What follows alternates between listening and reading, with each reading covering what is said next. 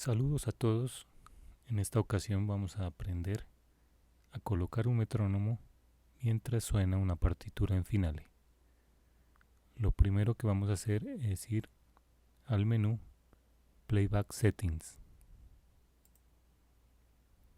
En la parte inferior damos clic en donde dice Click y Count Off.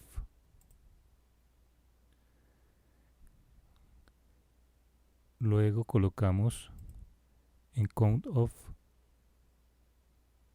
que suena el metrónomo mientras se reproduce y el clic mientras se reproduce. En compases colocamos el número de compases que queramos que suene antes de la reproducción. Coloquemos 2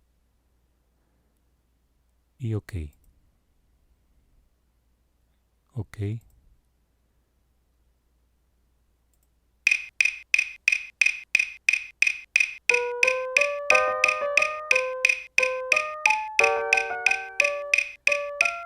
Y listo, ya queda sonando el metrónomo.